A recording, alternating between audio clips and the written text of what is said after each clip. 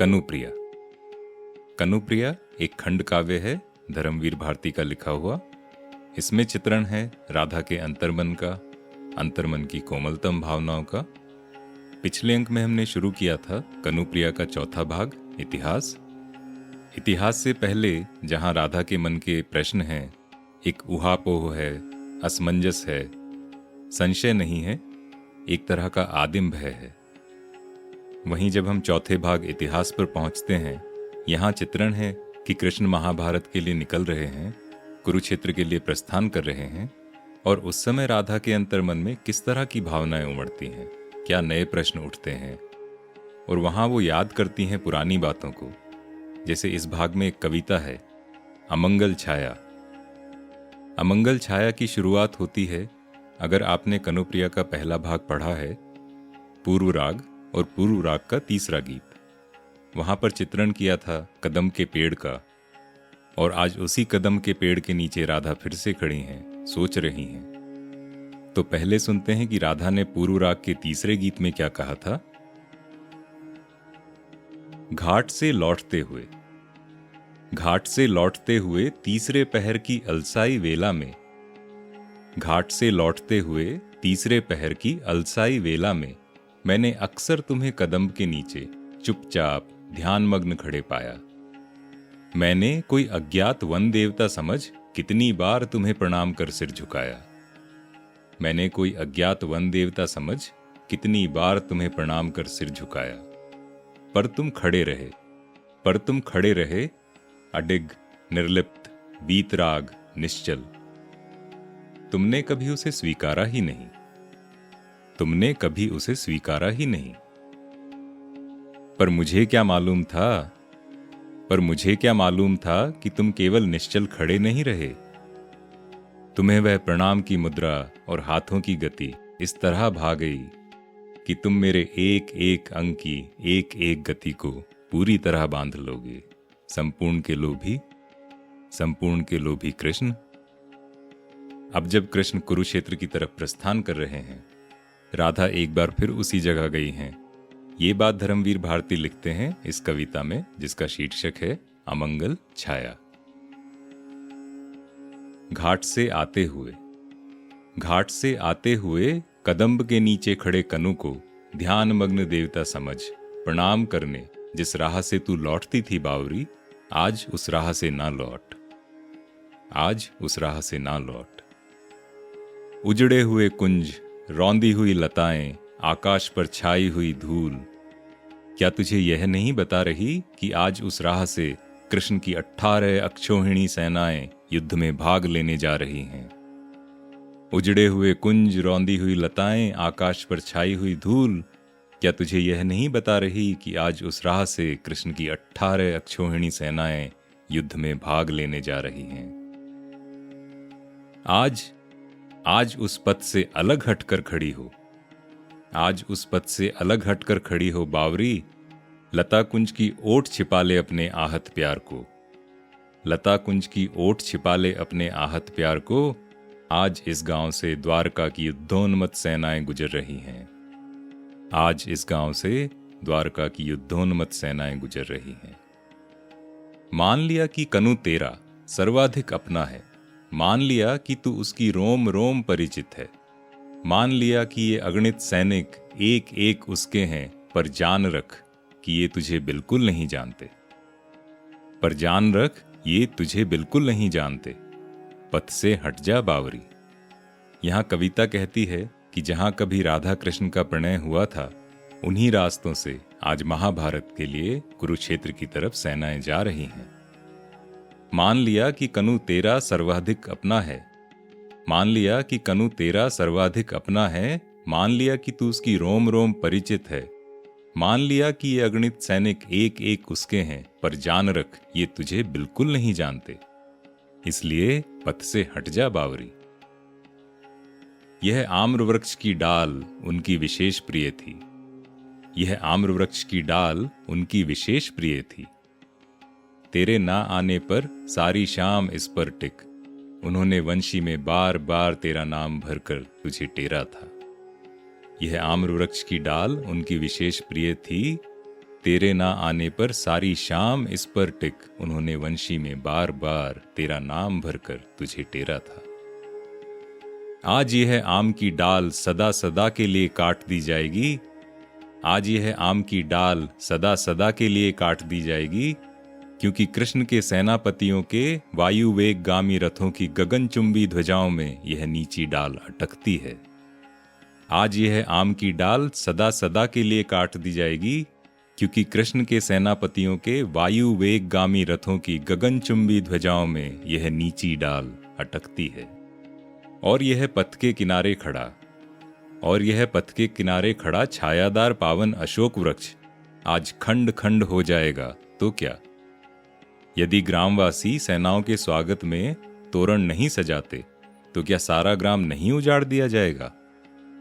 पथ के किनारे खड़ा छायादार पावन अशोक वृक्ष आज खंड खंड हो जाएगा तो क्या? यदि ग्रामवासी सेनाओं के स्वागत में तोरण नहीं सजाते तो क्या सारा ग्राम नहीं उजाड़ दिया जाएगा? दुख क्यों करती है पगली, क्या हुआ जो कनु के ये वर्तमान अपने तेरे उन तन्मय क्षणों की कथा से अनभिज्ञ हैं? दुख क्यों करती है पगली, क्या हुआ जो कनु के ये वर्तमान अपने तेरे उन अनमय क्षणों की कथा से अनभिज्ञ हैं?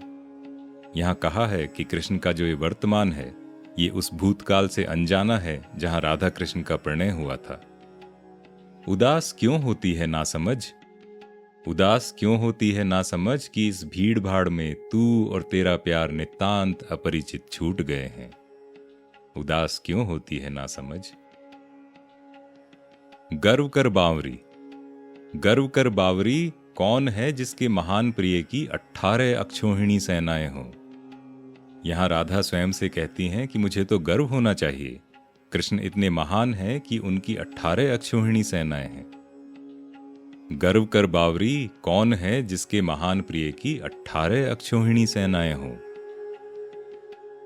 इसके बाद इतिहास खंड की अगली कविता शुरू होती है।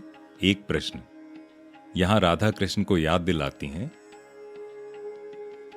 अच्छा मेरे महान कनु, अच्छा मेरे महान कनु, मान लो कि क्षण भर को मैं यह स्वीकार लूं कि मेरे ये सारे तन्मयता के गहरे क्षण केवल भावावेश थे, सुकोमल भावनाएं थी, सुकोमल कल्पनाएं थी, रंगे हुए अर्थहीन आकर्षक शब्द थे।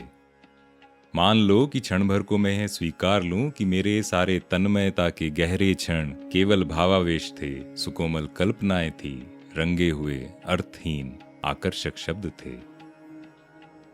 मान लो कि क्षण भर को मैं यह स्वीकार लूं कि पाप पुण्य धर्माधर्म न्याय दंड क्षमाशील वाला यह तुम्हारा युद्ध सत्य है। मान लो कि क्षण भर को मैं यह स्वीकार लूं कि पाप पुण्य धर्माधर्म न्याय दंड क्षमाशील वाला तुम्हारा यह युद्ध सत्य है, तो भी मैं क्या करूं कनु, तो भी मैं क्या करूं कनु, मैं तो वही हूं तुम्हारी बावरी मित्र, जिसे सदा उतना ही ज्ञान मिला जितना तुमने उसे दिया।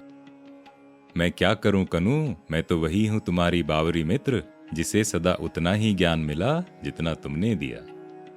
कहते हैं गीता का ज्ञान तो कृष्ण ने अर्जुन को दिया था, उसमें राधा कहाँ थी। जितना तुमने मुझे दिया है अभी तक, उसे पूरा समेट कर भी आसपास जाने कितना है तुम्हारे इतिहास का, जिसका कुछ अर्थ मुझे समझ नहीं आता है। जितना तुमने मुझे दिया है अभी तक, उसे पूरा समेट कर भी आसपास जाने कितना है तुम्हारे इतिहास का, जिसका कुछ भी अर्थ मुझे समझ नहीं आता है, जिसका कुछ भी अर्थ मुझे समझ नहीं आता है। अपनी जमुना में जहां घंटों अपने को निहारा करती थी मैं, वहां अब शस्त्रों से लदी हुई अगणित नौकाओं की पंक्ति रोज रोज कहां जाती है। जिस जमुना में मैं घंटों अपने को निहारा करती थी, वहां आज शस्त्रों से लदी हुई नौकाएं हैं। धारा में बह बह कर आते हुए टूटे रथ जर्जर पताकाएं किसकी हैं। धारा में बह बह कर आते हुए टूटे रथ जर्जर पताकाएं किसकी हैं। यहां राधा कहती हैं कि कुरुक्षेत्र में जो युद्ध है उससे राधा का कोई रिश्ता नहीं है, राधा उसके बारे में कुछ नहीं जानती, न कुछ सोचना चाहती हैं। हारी हुई सेनाएं, जीती हुई सेनाएं, नभ को कपाते हुए युद्ध घोष, क्रंदन स्वर, भागे हुए सैनिकों से सुनी हुई अकल्पनीय अमानुषिक घटनाएं युद्ध की, क्या ये सब सार्थक हैं?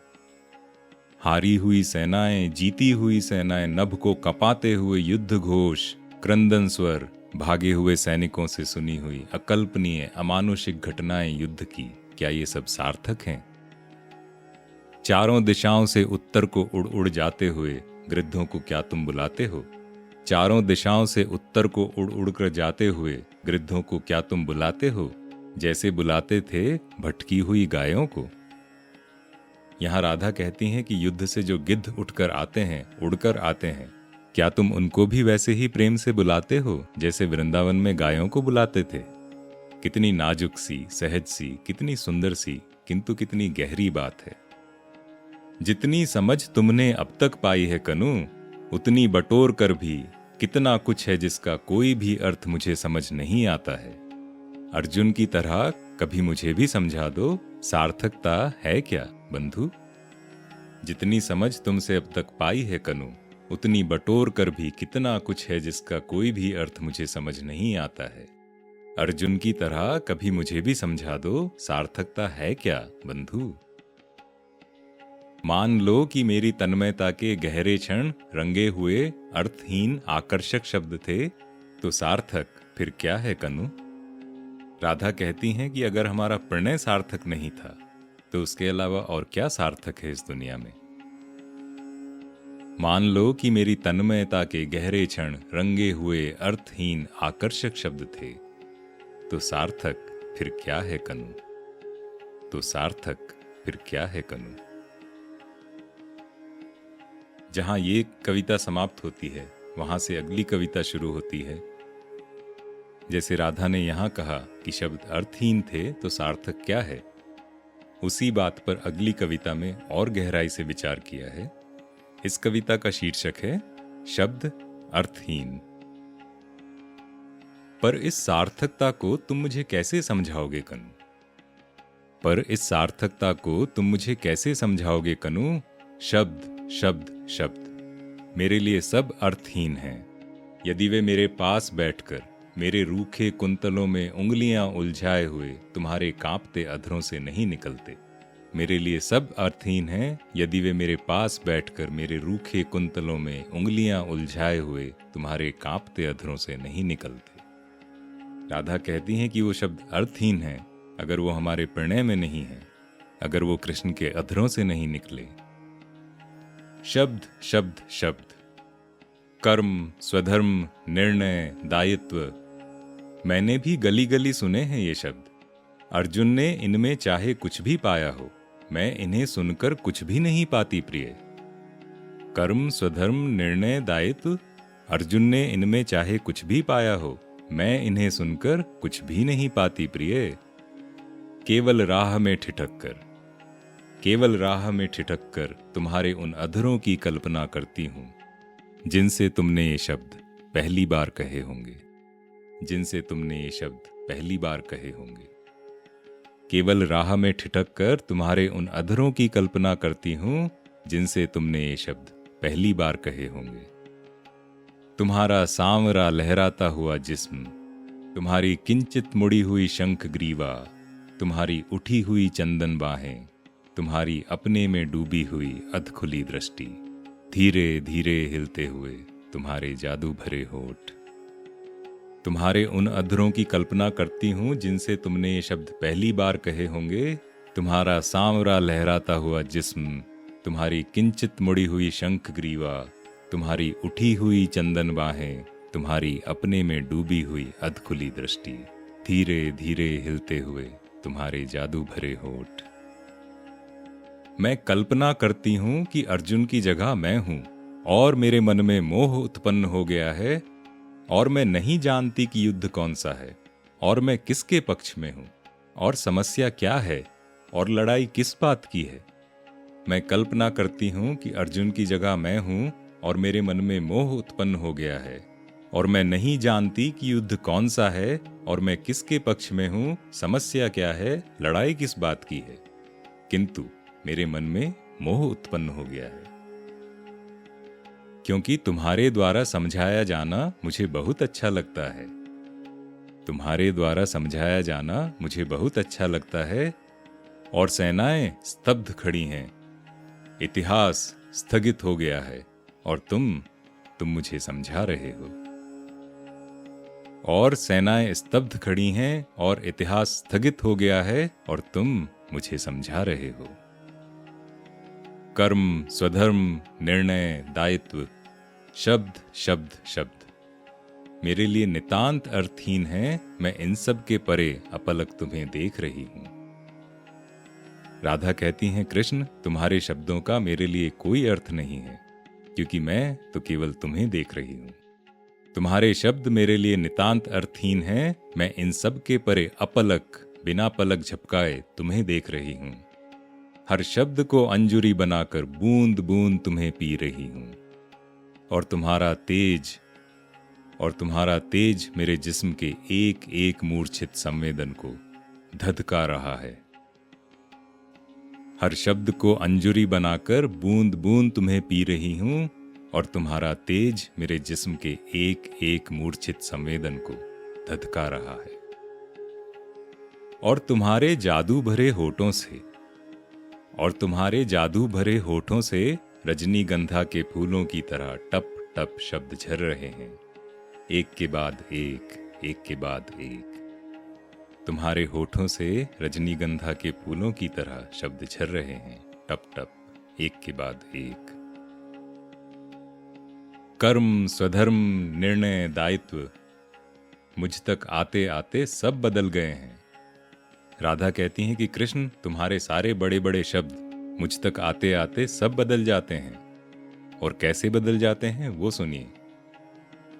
कर्म, स्वधर्म, निर्णय, दायित्व मुझ तक आते आते सब बदल गए हैं। तुम्हारे शब्द बदल गए हैं। मुझे सुन पड़ता है केवल राधन राधन राधन। मुझ तक आते आते तुम्हारे सब शब्द बदल गए हैं। मुझे सुन पड़ता है केवल राधन राधन राधन। शब्द शब्द शब्द, शब्द शब्द शब्द। तुम्हारे शब्द अगणित हैं कनु, संख्यातीत, यानी जिन्हें गिना नहीं जा सकता। तुम्हारे शब्द अगणित हैं कनु, संख्यातीत, पर उनका अर्थ मात्र एक है, मैं, केवल मैं। उनका अर्थ मात्र एक है, मैं, केवल मैं। फिर उन शब्दों से मुझी को इतिहास कैसे समझाओगे कनु? यहां राधा अपने विजयी स्वर में कहती हैं कि उन सब शब्दों का अर्थ तो मैं ही हूं, तो मुझे क्या समझाओगे कनु? फिर उन शब्दों से मुझी को इतिहास कैसे समझाओगे कनु? फिर उन शब्दों से मुझी को इतिहास कैसे समझाओगे कनु? कृष्ण राधा से कहां जीत सके? जब कृष्ण की शक्ति राधा है, राधा उनका ज्योतिपुंज है, तो कृष्ण कहीं भी चले जाएं, कुछ भी ज्ञान दें, उस सबका सार राधा है। आज यहीं विराम लेते हैं। अगले भाग में इतिहास की एक और कविता पढ़ेंगे और चलेंगे समापन की ओर, जहां महाभारत का युद्ध हो चुका है, कुरुक्षेत्र से सेनाएं लौट रही हैं और कृष्ण क्या फिर से एक छोटे से शिशु बनकर राधा के आंचल की छांव लेने आएंगे? तो चलिए सुनते हैं अगले अंक में। तब तक गुनगुनाते रहें, मुस्कुराते रहें, चाय कॉफी पीते रहें।